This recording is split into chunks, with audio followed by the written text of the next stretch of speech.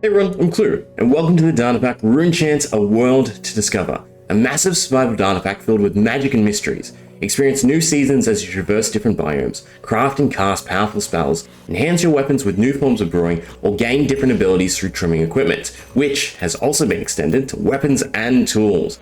With 8 new advancement tabs to pursue, come experience a whole new world. The data pack is finally at a state release, so no better time to start playing and preparing for more endgame content to come. You can find the pack on Planet Minecraft or Moderate, or of course in the links down below.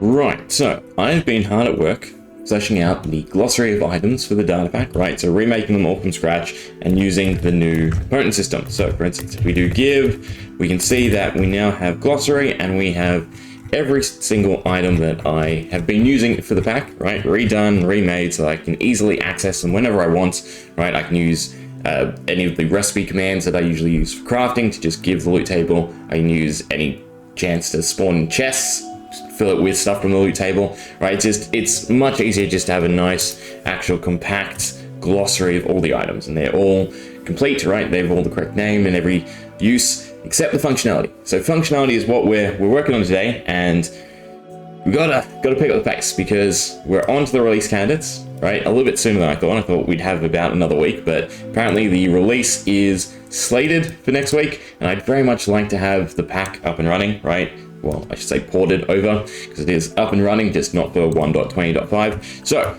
I thought today, why don't we look at components and how we turn just any item into, unique functionality, because you can obviously already utilize, the new food system. For instance, if we go jigsaw with a Q, and then I need to remember food is on 5, I believe. God, take me some memory. Okay, yeah, so we got clumps of meat, crimson petals, right? All the different food that I've implemented. So for instance, we've got some bee wings we can snack on. We eat it, we get some resistance and some absorption. That does not feel like that's the correct effect. Anyway, I'll look into it. But the point is, right, you can just use the inbuilt, this is a food item, you can eat it now, to translate into, any standard effect in the game. But what if we want something a bit more unique? It's something a bit more fancy. How would we go about doing that? Well, we have a few exemplar items, because I also want to talk about some shortcomings for the whole component system, because there are still quite a few, unfortunately. We went over them last time, right? How, again, aside from the food component, every other component doesn't have its functionality unless it's on the item it was intended for. So for instance, if you do stored enchantments, you can only use that on an anvil if they are on an enchanted book. If you use potion contents, they can only be used if it is in fact a potion. So for instance, example 1 is food, example 2 will be potion, 3 will be food again, and then 4 will be what else we want to talk about? Butts, right? So as we can see, there's nothing going on, which is sad, right? We can eat this one because it's food, but we can't do anything with this. If I throw it out, we can actually take a look at the data. Where is our data get, right? So we can see there, it has potion contents, it has custom color, has everything set and functional and correct, but you can't actually use it as a potion because it doesn't have the functionality of potion because it's just not a potion. So unlike, again, the food, where they've just made it so if it has the food component, it acts like food, everything else doesn't quite work. Again, you can set a tool up, sure, but then you don't have the ability to repair it.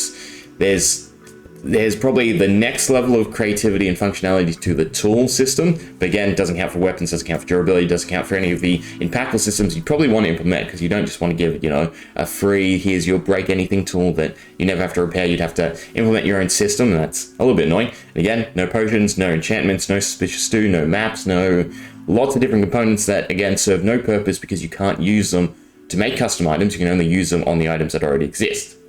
Which again is so-so, just means that the system doesn't actually do anything new of what you could do previously, which is where my little gripes come into it. Again, with all the functionality that we saw with the April Fool's update, it's a little sad to have that all just chucked aside because, again, it was April Fool's, but it could all translate to some really great effects in game.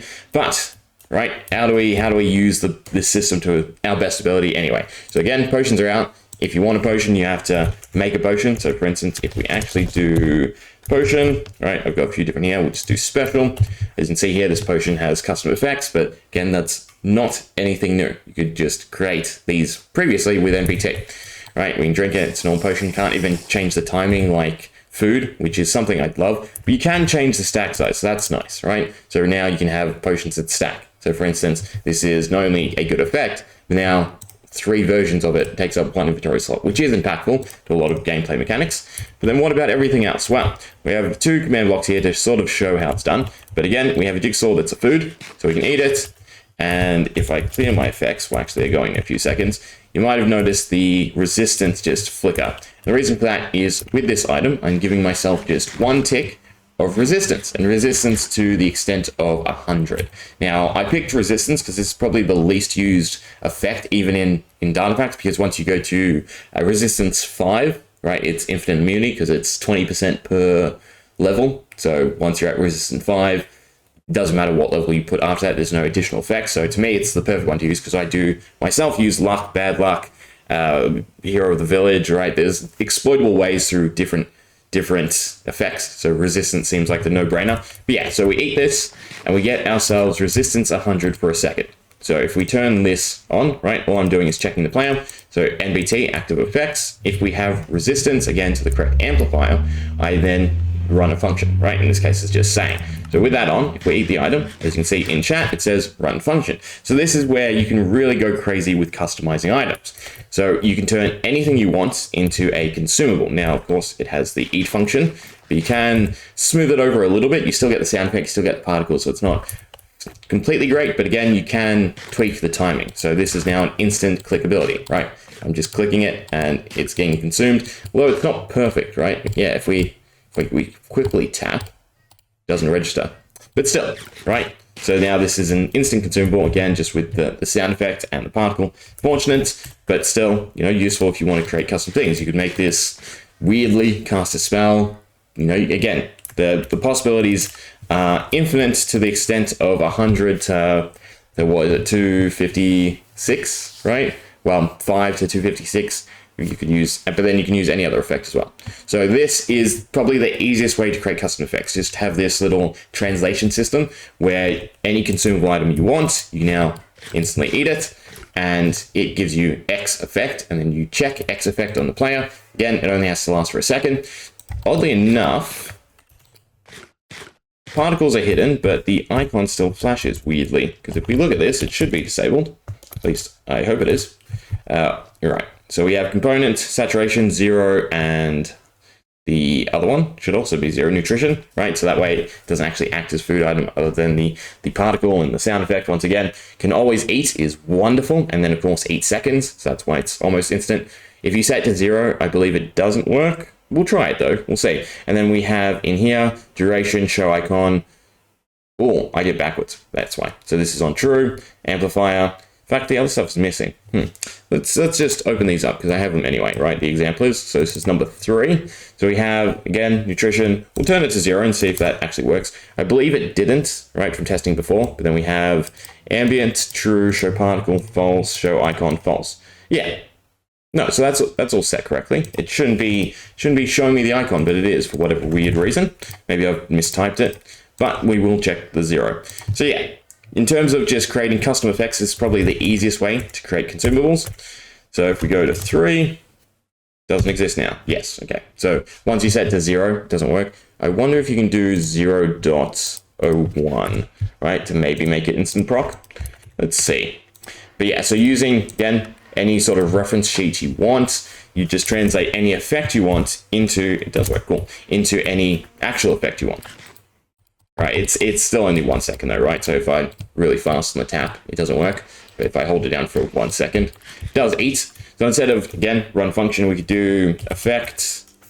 Oh, get rid of the say as well. All right, effect, give at S, and then we do levitation with a V, and apparently it doesn't like me typing. Keyboard's gone a bit weird today. Right, 1 second, 99, right? Hide all the particles, sure. And instead of if, we do as. I don't need the entity then, yeah? Yeah, perfect. Right, so now when we eat it.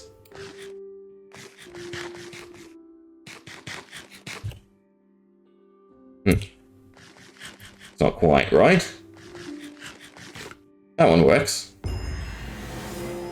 Yeah, weird. I guess I messed something up and this now no longer is giving the resistance. It was before, we saw it. Curious. Again, it's probably something to do with the weird eating timing. So don't go below 1, I'm guessing, right? Resistance. That's all set still, that's all fine. 7 quits. But yeah, so again, you can translate it into any function you actually want. 3 is correct. Do you work now? Yeah. Right, so no icon. For whatever reason, it's working now. Every time you eat it, you get to fly a little bit. But again, you can do whatever effect you want. Again, possibility endless as your creative mind. So have it shoot a fireball, have it just give it another effect, have it spawn something. You can create any imaginable consumable item, right? Which is fantastic. Don't get me wrong, it's fantastic. It's a little sad that it's completely tied to just eating, right? If you could just have the ability to, again, make it act like any sort of item, a bucket, a brush. A brush is probably the easiest one because you can set them all to whatever you want and the use is just that sweep animation, right? No real sound effect or anything like that. So that would probably be the best one that comes to mind to use. But yeah, you can still do the old way, which I should probably mention, where you use a scoreboard, so you do objectives, you do add, call it whatever you want, and then you just use the custom ones. Right, so Minecraft.used, and then this allows you to track, for instance, if you use an ender pearl, if you use a bundle, a brush, anything you want, and then you just check the component data instead of NPT data now, right, to trigger X effect. So if it's in the player's main hand item, the scoreboard gets lit up, so they've used it, and the data matches, then it can run the same functionality as these. Now, again, it's a great start, but it still has a little bit of ways to go. And I would assume they're going to continue to add to the functionality of it and its ability, right? So again, what I would personally really like to see is just the ability to make any item act as any other item. And again, if you have the component, then it innately acts. So if you have durability, it's going to lose durability. If you break block, if you hit something. If you have a stored enchant, you can act like an enchanted book, right? And that way you don't run into any of the recipe conflicts. So for instance, snowballs is probably the big one for me right now, right? Because it's the only throwable item that doesn't cause something else. So for instance, if we use glossary, we go to snowball, I've got a whole bunch here. Now it's obviously a snowball, so you can make snow out of it. And that is not great, but I want something I can give the player that they can throw. Now the particle, I believe as well, is a little bit different because I think you can set the internal model and that way the particle would actually be whatever the actual images. So I need to play around with that, but again, transition from NPT to components, I haven't quite figured it out, and I'm guessing the wiki didn't quite explain it to me well enough.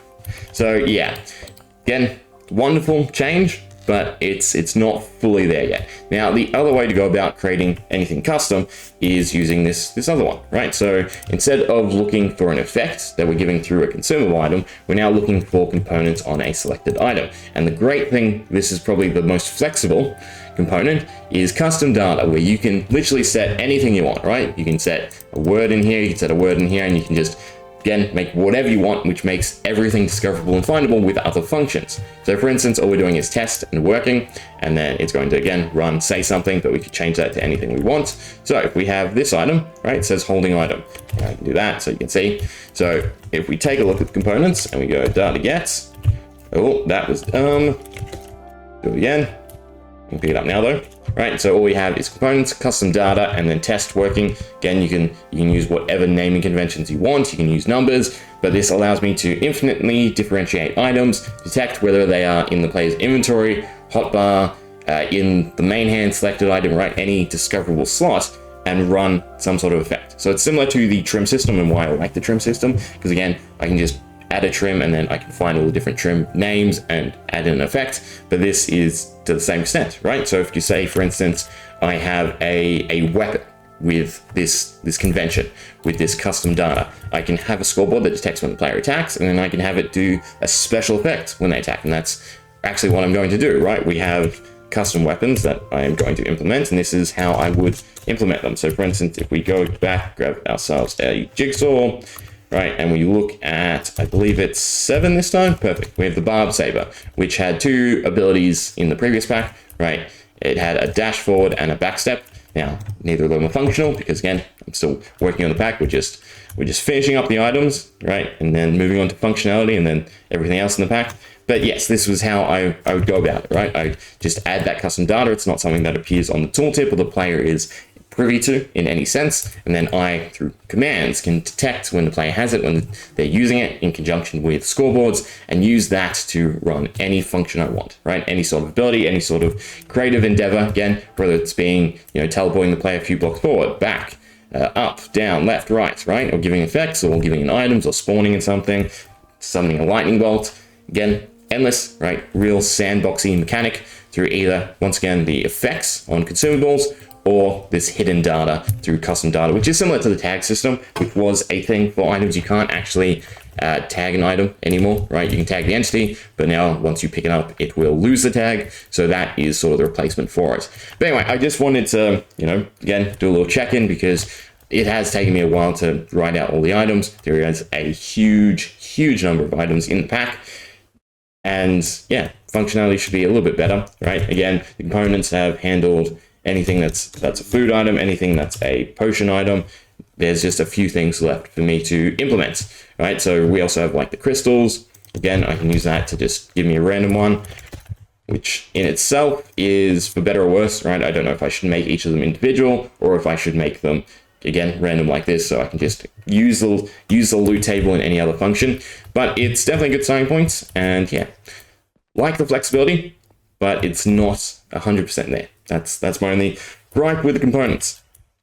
Anyway, I hope you enjoyed. Hopefully that was somewhat explanatory. And on to either items, or I'm going to start working on the trims, because I want to do something a bit more creative, and there are 2 new trims for me to add effects to. So what do we have? Where are they for starters? Here.